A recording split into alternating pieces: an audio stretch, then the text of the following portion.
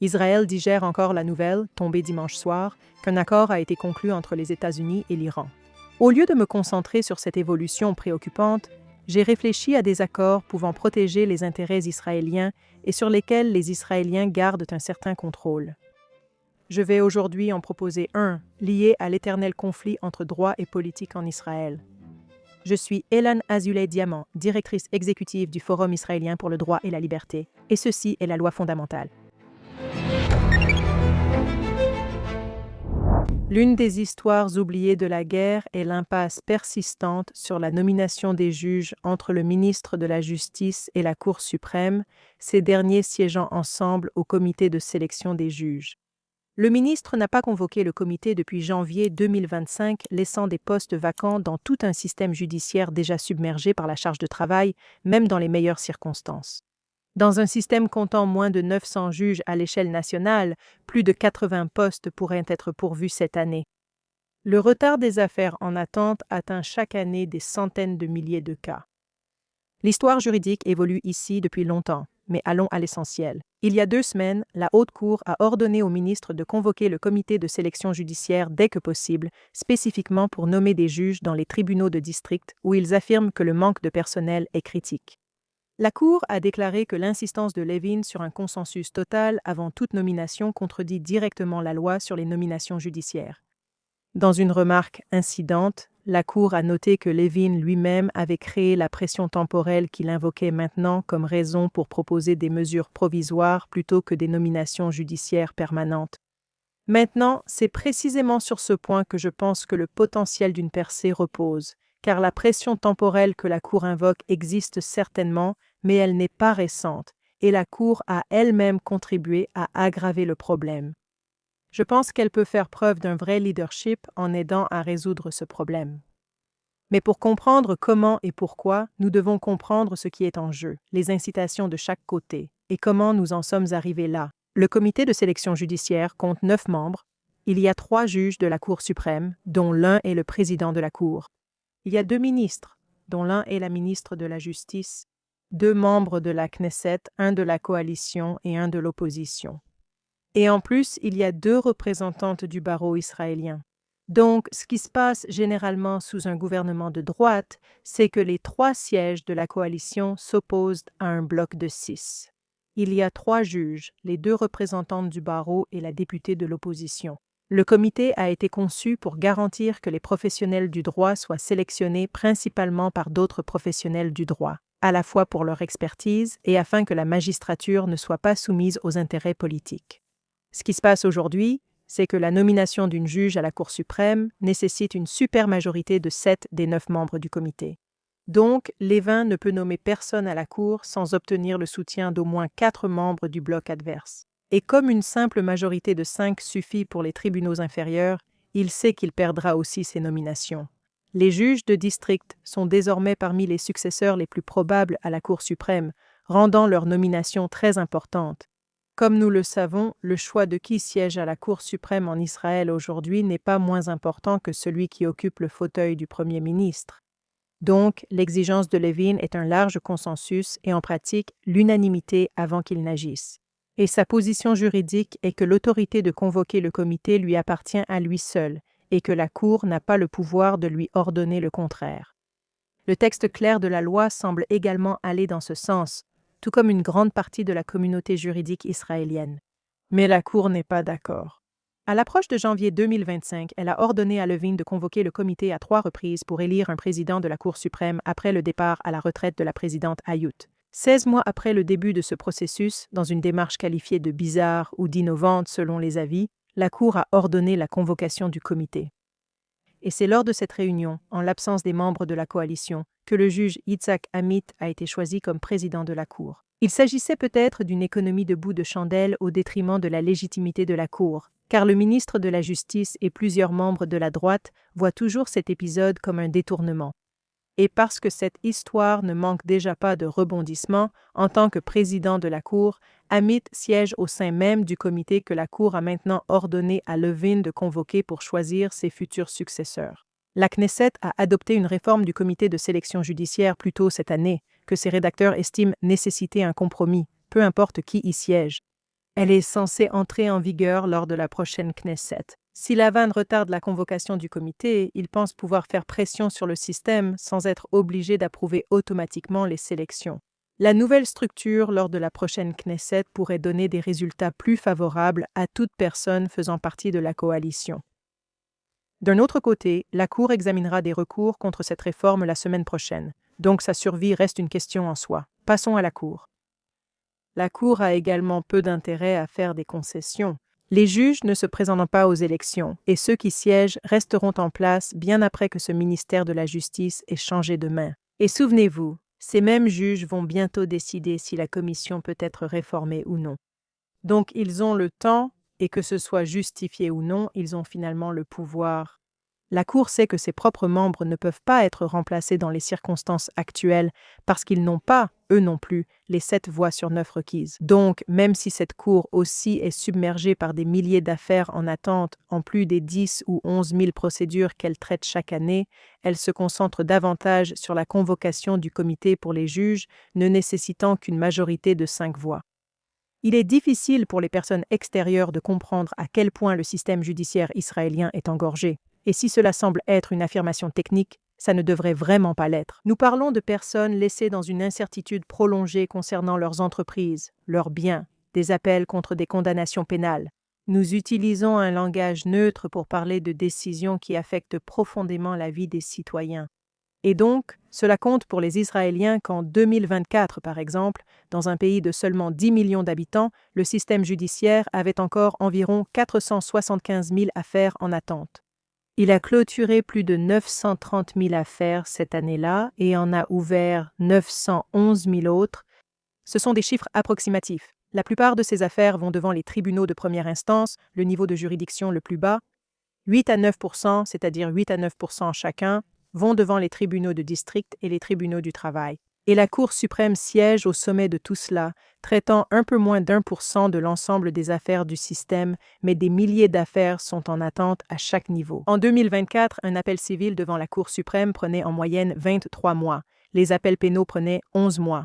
Les affaires les plus rapides sont les affaires constitutionnelles, où les requérants commencent directement au niveau de la Cour suprême. En 2019, une organisation appelée Mouvement pour la gouvernabilité et la démocratie a publié une étude basée sur 4 mois d'observation en direct des audiences, avec des étudiants chronométrant chaque affaire. Ils ont constaté que, bien qu'elles représentent une minorité des requêtes reçues par la Cour suprême, les requêtes constitutionnelles constituent 30% des audiences de la Cour suprême.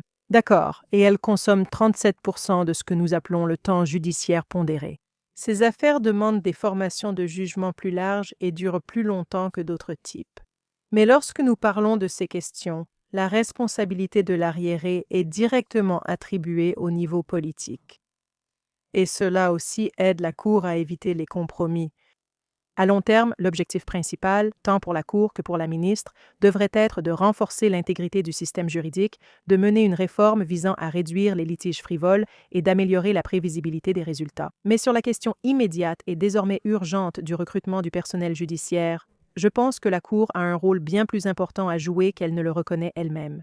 Et une occasion de faire preuve de grâce et de leadership en faisant à la ministre une offre qu'il ne pourra pas refuser, tout en montrant qu'elle se soucie profondément de la question qu'elle affirme être cruciale.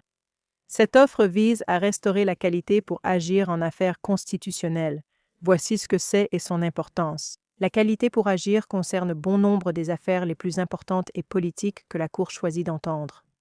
Cette doctrine est l'une des caractéristiques les plus anciennes des systèmes juridiques de common law. Les tribunaux existent pour résoudre des différends entre des parties ayant un intérêt concret et personnel dans l'issue. Par exemple, selon l'article 3 de la Constitution américaine, les tribunaux fédéraux ne jugent que des affaires ou controverses, soit un différend réel entre parties avec de vrais enjeux. Vous ne pouvez pas entrer dans un tribunal fédéral américain simplement parce que vous pensez que le président a adopté un décret inconstitutionnel. Israël avait autrefois cette même limite. Au début de l'État, la Haute Cour a adopté ce que les universitaires appelaient la grande règle de recevabilité, tirée de la common law anglaise. Vous deviez prouver que le gouvernement avait manqué à une obligation légale envers vous personnellement, causant un préjudice unique et mesurable. Mais en Israël, cela a changé en 1986 dans une affaire que nous avons déjà mentionnée dans cette émission, Ressler contre le ministre de la Défense. L'affaire Ressler concernait les exemptions générales du service militaire pour les étudiants haredim des yeshivas. Pendant des décennies, les règles relatives à l'intérêt à agir empêchaient cette question d'être jugée, car aucun citoyen n'était personnellement lésé par une politique de défense visant d'autres.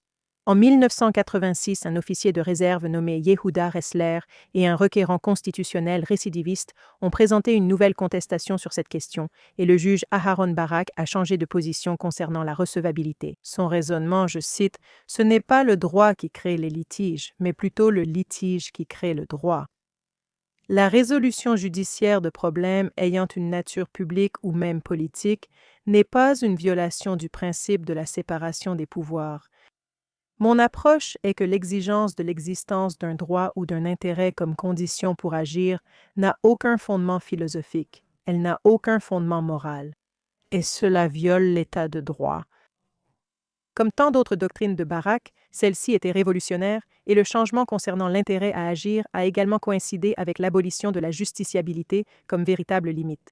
Ainsi, à partir de l'affaire Ressler, la Cour acceptait pratiquement toute requête de pratiquement n'importe quel requérant sur pratiquement n'importe quelle question d'importance publique, selon sa propre appréciation. À quoi cela ressemble-t-il en pratique? Prenons quelques exemples. En 2016, la Cour a annulé l'accord cadre du gouvernement avec Noble Energy pour le développement du champ gazier Léviathan, la plus grande découverte offshore d'Israël. Cela faisait suite à une demande de parties sans intérêt économique direct. C'était un accord économique et géostratégique extrêmement important. Le contrat a finalement été renégocié avec 1 an de retard, et les coûts de ce retard n'ont jamais été entièrement comptabilisés. Une affaire célèbre de 2018 a remis en cause les règles d'engagement de l'armée. Elle a été rejetée, mais en partie parce qu'une fois la plainte déposée, l'armée a rapidement modifié ses règles pour éviter une décision potentiellement défavorable. Cette plainte avait été déposée par un ensemble de groupes d'activistes radicaux contre l'armée et n'aurait pas passé le critère traditionnel d'intérêt à agir. Les règles d'engagement plus restrictives qui en ont résulté sont considérées par beaucoup à droite comme ayant contribué aux échecs sécuritaires du 7 octobre, une culture du combat trop prudente qui a coûté des vies supplémentaires. En mars 2024, 5 ONG israéliennes de défense des droits de l'homme, à nouveau plutôt associées à la gauche, ont saisi la Cour pour demander un accès humanitaire complet à Gaza, y compris le rétablissement de l'électricité coupée en temps de guerre active.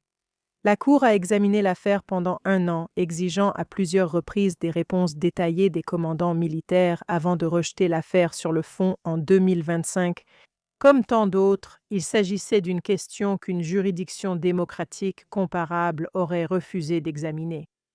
Mais même selon la norme israélienne très large de recevabilité, l'affaire n'aurait jamais dû être examinée rien que pour des raisons d'intérêt à agir. D'accord, dernier exemple. Le professeur Menachem Maltner a aussi noté une hausse continue des requêtes déposées par des membres de la Knesset sans intérêt personnel dans l'affaire. Pour le dire crûment, un politicien peut perdre un vote à la Knesset et, en gros, traverser la rue pour demander à la Cour d'annuler la loi. Maintenant, comme les requérants qui font cela viennent de manière disproportionnée de la gauche, du moins c'était le cas dans ses recherches, et que ces affaires ont attiré une forte couverture médiatique. Maltner, qui est lui-même un homme de gauche très respecté, a conclu que le public en était venu à identifier la Haute Cour comme, je cite, un appendice du parti politique de gauche Meretz. La question de la qualité pour agir est essentielle et constitue un levier important de la Cour, même sur les sujets très politiques. C'est un sérieux écart par rapport à la façon dont les tribunaux fonctionnent dans les démocraties sœurs, et cela a un impact direct sur l'arriéré, étant donné que la Cour consacre de manière disproportionnée son temps aux questions constitutionnelles pendant que d'autres appels s'accumulent. Cet arriéré est un sujet de réelle préoccupation, mais il n'est ni factuellement ni historiquement logique d'en rejeter toute la faute sur les politiciens. La Cour, qui a elle-même son propre lot de dossiers en retard, devrait reconnaître qu'une partie de ce fardeau est auto-imposée. En fait, une étude menée en 2019 par le Kohelet Policy Forum, réalisée par Aaron Garber, a examiné 78 décisions majeures en droit public entre 2014 et 2018 et il a constaté qu'environ 58% ont été déposées par des requérants qui n'auraient pas eu qualité pour agir selon la doctrine traditionnelle. Voilà donc le problème. Si la Cour rétablissait cette doctrine par une décision majeure réinstaurant clairement l'ancienne norme, je pense que plusieurs conséquences en découleraient. Premièrement, son argument auprès du ministre concernant l'arriéré aurait beaucoup plus de poids, car la Cour prendrait des mesures en interne. Le volume de requêtes adressées à la Cour diminuerait considérablement, libérant ainsi des ressources institutionnelles pour traiter l'arriéré qui nuit réellement aux citoyens ordinaires. L'importance relative de l'idéologie de chaque juge diminuerait également, puisque la gamme de questions que la Cour pourrait traiter serait réduite. La peur structurelle entourant les nominations judiciaires diminuerait. Levin et la droite voient chaque siège à la Cour suprême comme crucial, car une Cour activiste dotée d'une compétence et d'une recevabilité large peut imposer sa politique nationale, économique et sociale. Donc si vous réduisez la portée, même partiellement, l'enjeu de savoir qui siège là diminue. Même si cela ne résout pas tout l'arriéré systémique, souvenez-vous que la Cour elle-même traite moins de 1% de toutes les affaires du système. Je pense vraiment que cela allégerait la pression sur la Cour. Et cela offrirait aussi à Levin et à la société israélienne un geste d'une immense valeur et de grande portée. Un signe de partenariat dans un affrontement où les notions de victoire et de défaite n'ont pas vraiment leur place et ne devraient pas en avoir. Si la Cour fait cela volontairement, en reconnaissant sa participation considérable à la vie politique israélienne et en proposant à nouveau seulement un retrait partiel, je pense que cela restaurerait la confiance auprès de certaines parties de la société israélienne qui la perdent tout en préservant l'indépendance cruciale de l'institution. Il est vrai que la Cour a acquis une grande partie de sa légitimité élargie en agissant lorsque la politique a échoué ou refusé d'agir, et la conscription des Haredim en est aujourd'hui l'exemple le plus clair et le plus douloureux. Les gouvernements liés aux partenaires de coalition Haredim ont évité d'imposer la question pendant des décennies, repoussant le problème et violant leurs promesses d'égalité car le coût politique était trop élevé. Alors la Cour est intervenue, et c'est elle qui est le moteur principal derrière l'approche plus agressive que soutient désormais une grande partie du public, épuisée et marquée par la guerre. Si la Cour restreint la qualité pour agir, le problème retournera à un système politique qui a déjà échoué et pourrait échouer encore. Je le reconnais, mais je pense que c'est un processus par lequel Israël doit passer. Un système qui sait que ses juges vont toujours, entre guillemets, corriger ses erreurs, n'a aucune incitation à faire le travail difficile du compromis. Et un tribunal qui remplace le jugement du législateur sur la politique sociale ne peut finalement pas protéger la démocratie, car il prend le dessus sur l'une des fonctions démocratiques essentielles. La politique est l'endroit où les questions difficiles de la démocratie israélienne doivent être débattues, et c'est le seul endroit où un compromis pourrait éventuellement être atteint.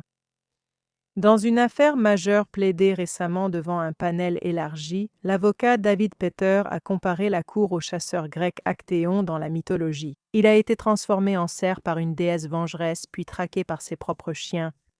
Donc Peter a comparé la Cour à Actéon et a essentiellement dit qu'au lieu d'être le chasseur, la Cour est maintenant le cerf. Une Cour qui entre dans l'arène politique ne devrait pas être surprise d'être ensuite traitée comme un acteur politique. Je pense que la logique a un certain mérite, mais dans ce cas, je vois en fait la situation comme une opportunité. Aujourd'hui, la Cour est sur le terrain politique, qu'elle le veuille ou non.